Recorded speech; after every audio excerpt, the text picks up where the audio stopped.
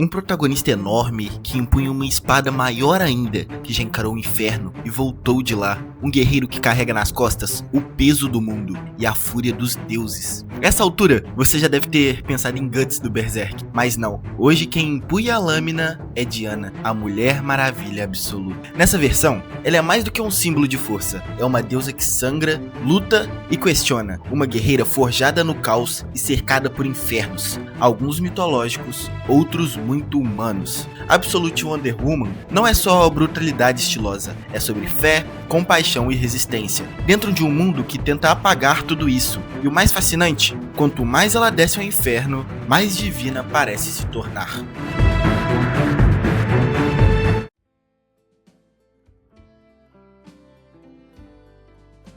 Quando a DC anunciou o Absolute Universe, a promessa era simples, reimaginar seus maiores heróis sem as amarras da cronologia, mas o resultado foi tudo menos simples. A ideia era dar liberdade criativa total aos autores, deixar cada um construir seu próprio mundo absoluto, um espelho distorcido, simbólico e autoral dos mitos clássicos. E aqui que Mulher Maravilha Absoluta se destaca, porque entre todos os personagens redesenhados, ninguém foi mais radicalmente reinventado do que a Diana. Sob a escrita de Kelly Thompson e a arte de Hayden Sherman, a heroína não nasce em Temícera, cercada de sol e irmandade, mas nas entranhas do inferno. Não há mar azul nem templos gregos, só calor. O silêncio e o olhar cansado de uma deusa caída, Circe, que encontra uma criança deixada para morrer. E a partir desse ponto, Thompson cria a Mulher Maravilha, que não é apenas guerreira, ela é sobrevivente. Uma deusa que não recebeu bênção, mas cicatrizes. Publicada em 23 de outubro de 2024, a série chegou quase como um manifesto. O mito da heroína não precisava ser mais sobre pureza, precisava ser sobre verdade. E essa verdade veio em cores saturadas e traços quebrados por Hayden Sherman, um artista que desenha como se o papel também estivesse em chamas. A arte, além de bonita, é inquieta, fragmentada e viva, e combina perfeitamente com uma história que fala sobre nascer em meio ao caos e ainda assim escolher cuidar. A recepção foi imediata. Crítica e público concordaram que Mulher Maravilha Absoluta era algo diferente. Não só uma boa HQ, mas uma das mais ousadas da DC em anos. No Comic Book Roundup, as 11 edições lançadas somam nota média de 9,1, com leitores e críticos destacando o equilíbrio entre brutalidade e doçura, entre a espada e o gesto de compaixão. A obra venceu o Eisner Award de 2025 como melhor nova série e George Belair levou o prêmio de melhor coloração. Uma vitória simbólica considerando que o tom do inferno aqui é tão emocional quanto visual. Thompson, Sherman e Becca Carey ainda receberam indicações individuais e merecidamente. Mas mais do que prêmios, Mulher Maravilha Absoluta se tornou um caso curioso dentro da DC. Uma HQ que consegue ser épica e extremamente íntima ao mesmo tempo. Ela fala sobre guerra, inferno e divindades. Mas tudo isso para chegar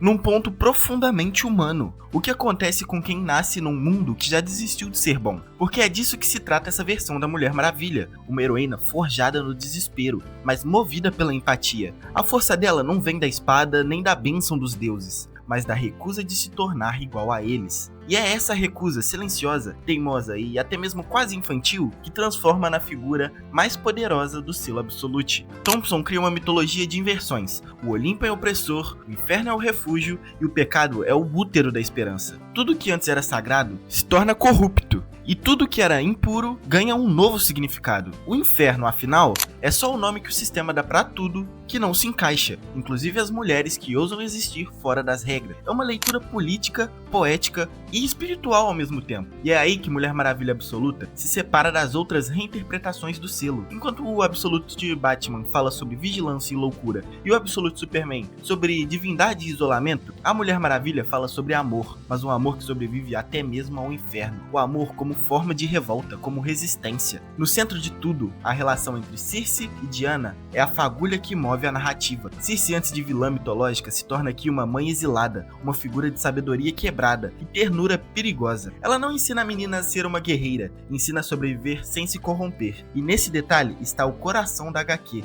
a força como o ato de cuidar, não de dominar. O resultado é uma história que parece nascida entre Berserk e Sandman, com um tom trágico de uma epopeia, mas o olhar sensível de um conto sobre maternidade e identidade. E sim, tudo isso com Diana empunhando uma espada colossal que poderia dividir o inferno ao meio se ela quisesse. Mas o poder dela é outro. Ela corta o que o mundo esqueceu: o medo, o silêncio, o abandono. A HQ não precisa explicar isso. A própria arte fala. Cada sombra é uma cicatriz, cada traço é uma lembrança de onde ela veio. A paleta é densa, quase febril. O fogo parece vivo e o vermelho onipresente. É menos cor do que sentimento. Sherman desenha o inferno como um lugar que não queima corpos, mas significados. E é nesse cenário que Diana cresce. Não como guerreira escolhida, mas como filha do exílio. Então, antes de mergulhar na história em si, vale guardar uma coisa. Mulher Maravilha Absoluta não é uma HQ sobre heroísmo, mas sobre reconstrução. Sobre como o inferno pode ser lar. Sobre como o que o Olimpo chama de maldição, às vezes, é só o começo de uma nova mitologia. E para entender tudo isso, a gente precisa voltar ao ponto zero, ao momento em que o inferno encontrou uma criança e decidiu chamá-la de deusa.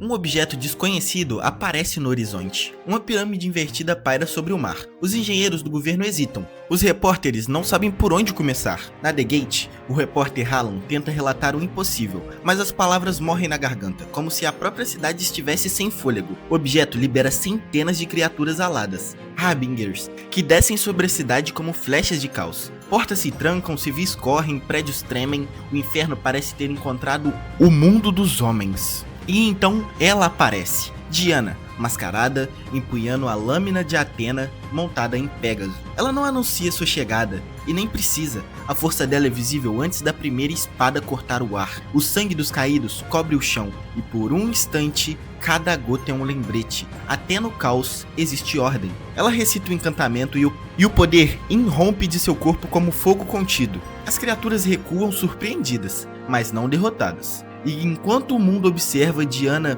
não é apenas uma guerreira, é uma força que protege, que abraça, que reorganiza o medo em segurança. A força de Diana não é o punho, é o abraço. Anos atrás, na Ilha Selvagem do Inferno, um deserto estéril se estende até onde a visão alcança. Ali, Circe cumpre sua pena. A feiticeira que ousou desafiar os deuses agora vive entre os ossos, pó e silêncio. O lugar é hostil, mas é o lar que ela construiu, ou que o mundo lhe impôs. Um clarão corta o céu. Apolo desce, radiante e implacável. Com ele vem uma criança. O decreto é claro. Circe deve criá-la, mas jamais poderá pronunciar a palavra que define a criança. Amazona. O feitiço é pesado. O poder do Olimpo é opressão disfarçada de divindade. Circe tenta falar, mas a palavra trava em sua garganta. Seus olhos encontram os do Deus. Mas sua pergunta sobre o que aconteceria se a criança morresse permanece sem resposta. Apolo parte, indiferente. Os deuses não se importam de verdade. O bebê é deixado sobre o solo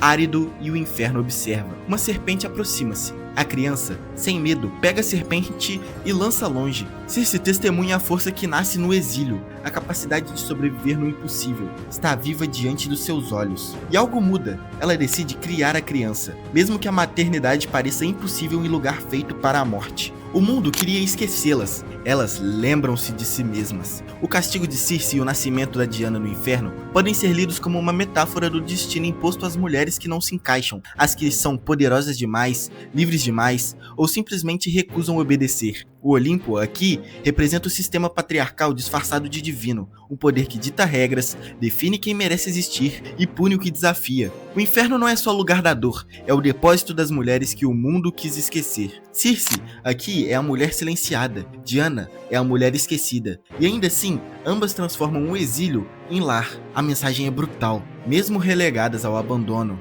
elas criam beleza, ordem e afeto dentro do caos. O inferno vira o ventre da reconstrução. Anos passam, o deserto estéril torna-se lar, Circe ensina magia, sobrevivência, ética e coragem. Diana aprende a cuidar, a proteger e a lutar com paixão, enquanto os Harbingers testam a cidade no presente. O passado revela que o poder real não nasce da destruição, mas da persistência em criar ordem e afeto no caos. Diana cresce como protetora de Circe. Circe percebe que o momento da separação se aproxima e que a criança que nasceu no inferno terá de enfrentar o mundo sozinha. Ela ainda não conhece seu próprio nome, mas sente o peso da palavra proibida dentro do coração. Diana confronta o Harbinger Prime. Ela circula, esquiva, projeta magia, mas é atingida pelos feixes de energia da criatura. Enquanto o perigo ameaça no passado, a jovem Diana pergunta a Circe sobre a palavra que sente dentro de si. Circe a conforta, revelando que a palavra é simplesmente quem ela é, mas ainda não pode ser dita. A criança sorri entre lágrimas, consciente do peso que carrega, pronta para reclamar a sua identidade, porque nomear é existir. E é isso que o Olimpo teme nas Amazonas. Quando Diana finalmente pronuncia Amazona, não é só um nome, é uma revolta. Ela quebra o feitiço que mantinha o feminino silenciado, um feitiço sustentado há séculos pela ideia de que a mulher forte deve ser temida, não admirada. Essa palavra dita ecoa em 2 tempos. No passado, onde liberta Circe a linguagem apagada, e também no presente, onde desperta a deusa em meio à destruição. É a redenção que não vem do perdão dos deuses, mas da lembrança de quem ela é. No presente, Diana se ergue novamente, a voz firmes, os olhos determinados, e assim ela proclama que enquanto ela respirar, este mundo não será deles. E com isso, o poder do inferno se curva, não diante da destruição, mas diante de alguém que transformou o abandono em lar, o castigo em força e o silêncio em identidade. Ela não apenas golpeia, ela cria espaço seguro para que os outros parem de lutar. Enquanto a guerra consome a superfície, Diana carrega um tipo de força que não nasce da violência, mas da empatia. Ela luta sim, mas luta para que os outros possam parar de lutar. O gesto dela não é o da dominadora, é o da protetora, a que faz o medo recuar. Isso subverte o arquétipo clássico da heroína armada. A força de Diana não é o punho, é o abraço. Circe ensina magia, mas o que ela domina de verdade é o instinto maternal e político da proteção, o poder de transformar medo em refúgio. E é esse o contraponto direto com o Olimpo. Os deuses criam pela imposição, ela cria pela persistência. Diana encara o Harbinger Prime, não há hesitação em seus olhos, só a certeza de quem nasceu para enfrentar o impossível. O laço vermelho carmesim aparece em sua mão. Não é apenas um objeto, é mito e poder condensados, forjado com a pele de um basilisco, o sangue de Prometeu e a bênção de Deméter. Cada fio carregador, justiça e lembrança. A capacidade de forçar a consciência a encarar seus próprios pecados. Quando o laço se enlaça no Harbinger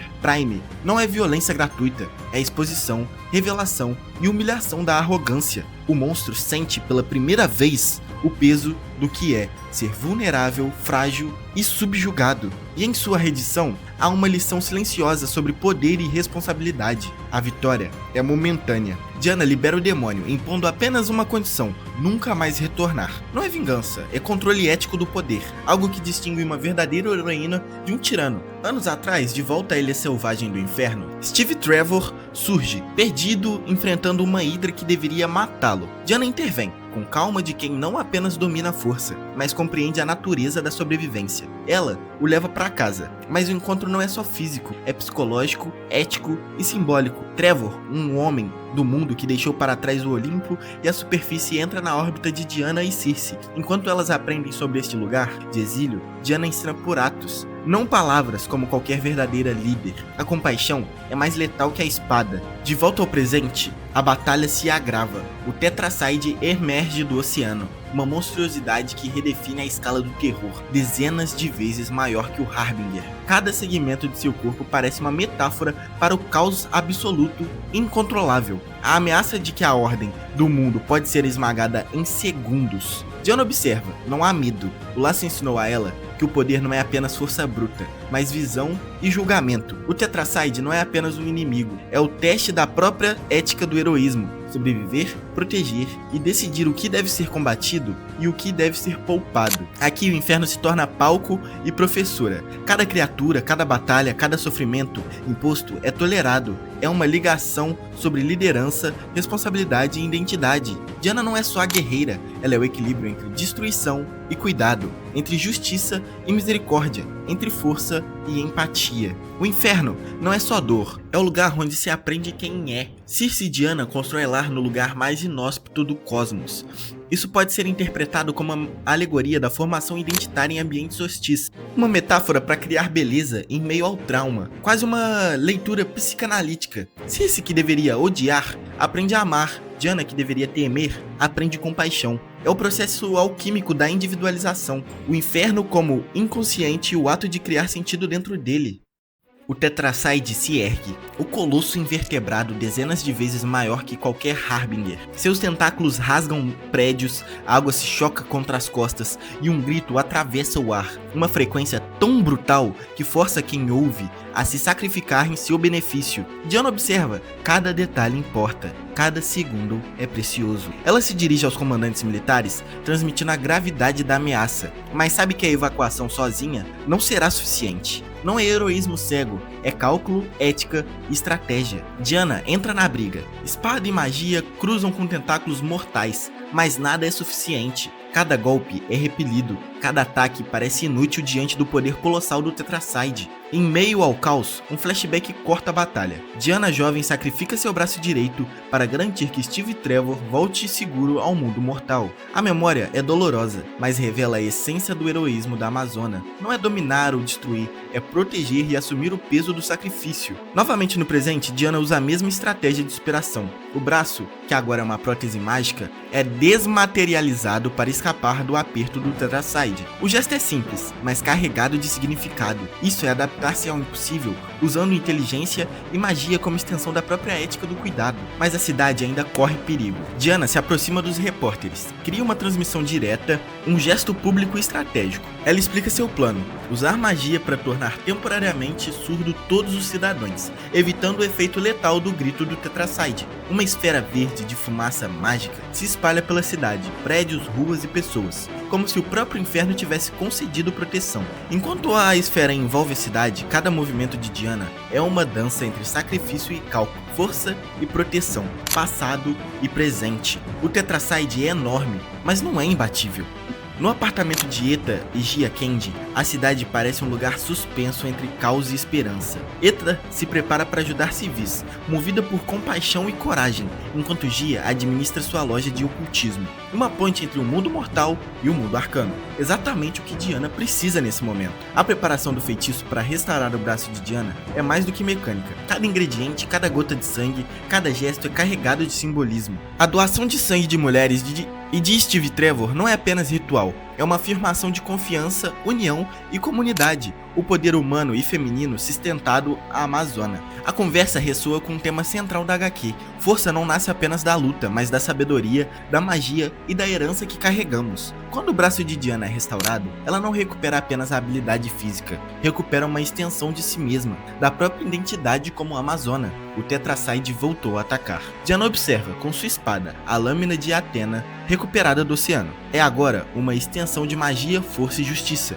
O monstro colossal não é apenas uma ameaça física, é uma representação do caos absoluto, da destruição que surge quando o poder e descontrole se encontram. Diana usa magia para replicar o som humano, atraindo o Tetracide de volta à água. Não é apenas astúcia, é uma manipulação consciente da percepção do monstro, uma prova de que inteligência e empatia estratégica podem moldar o campo de batalha. Quando a besta finalmente está onde ela quer, Diana aumenta sua espada a um tamanho titânico. O ataque final não é apenas força bruta, é ritual, estratégia e manifestação épica de poder simbólico. A lâmina corta o Tetracide no meio. Cada golpe reverbera como um eco mitológico, lembrando que a Amazona não é apenas guerreira, mas agente de justiça e reordenação do caos. O monstro cai e por um momento a cidade respira. E o espectador percebe, Diana não vence pelo tamanho da espada, mas pela inteligência, ética e coragem que moldaram desde o inferno. Mesmo dividida ao meio, o Tetracide não cede, suas partes se regeneram, unem-se rapidamente, mostrando que o caos nunca é derrotado tão facilmente. É aqui que o sacrifício se torna inevitável. Na Ilha Selvagem do Inferno novamente, vemos Circe presenteando Diana com um laço do sacrifício, verde, imbuído com poderes de transmogrificação. A jovem Diana reluta, mas recebe a bênção de Hecate. O objeto é mais que arma, é uma extensão de sua própria moralidade, um instrumento que exige coragem, autocontrole e consciência do peso da transformação. Nos dias de hoje, Diana envolve-se com o laço do sacrifício. A magia a consome em instantes. Ela se torna uma figura colossal, meio medusa, meio guerreira mitológica, coberta por armadura de escamas e coroada por serpentes vivas. O confronto com Tetracide se torna mitológico, olho contra olho, colossal contra colosso. Com o olhar petrificante da Górgona, Diana transforma o monstro em pedra. Aqui fica evidente que Diana não é só uma guerreira, mas é alguém que faz o medo se calar. Como ela diz, enquanto ela respirar, este mundo não será deles. O arco da HQ é uma afirmação de identidade e legado, mas também uma reflexão sobre o que resta do humano, ou divino, depois que tudo é corrompido. Diana é o elo perdido entre o mundo dos deuses e o dos mortais, e seu poder não é divino, ele é moral, a capacidade de reerguer o que o Olimpo destruiu. Mas há um preço. Sua humanidade começa a se dissipar, presa na forma monstruosa. É nesse momento que Steve Trevor entra. Olhos vendados, confiança absoluta, fé inquebrável. Seu chamado corrompe a maldição, restaurando Diana ao seu verdadeiro eu. Ele recupera o controle, enfia o punho no Tetracide petrificado e o destrói em escombro, unindo força e humanidade. Enquanto Diana e seus aliados celebram a vitória, o chão se rompe, uma enorme mão espectral emerge, agarrando Diana e puxando-a para o subsolo. A história não acabou. O ciclo de sacrifício, poder e rendição aqui está longe do fim, porque a Amazona é a fusão de força, moralidade e sacrifício. Mesmo triunfante, ela nunca escapa totalmente das forças que moldaram o inferno, deuses, monstros e o seu próprio destino. O sagrado invade o mundo moderno, não como um milagre, mas como dívida antiga. Enquanto Diana protege Getaway City, lembramos que sua força não é apenas física, é uma síntese de coragem, empatia e sacrifício. Ela nasce no inferno, onde o abandono e a indiferença de deuses como Apolo a forjaram. Um mundo onde o poder divino fala em proteger e apenas administra castigos. Se o Olimpo é indiferente, o heroísmo verdadeiro surge do ato de cuidar, de sustentar vidas em vez de subjugar inimigos. O nascimento no inferno transforma Diana em algo muito mais humano. Mesmo quando sua figura se torna colossal e mítica, sua força é inseparável de sua moralidade. E cada batalha é tanto contra monstros externos, quanto contra os próprios limites da humanidade. O inferno como lar, o sacrifício como arma, a palavra Amazona como identidade, tudo reforça que a Amazona Absoluta é a criação que desafia o mundo que a rejeitou. Ela transforma destruição em proteção, ruína em ordem e medo em esperança. Entre o caos de Getaway City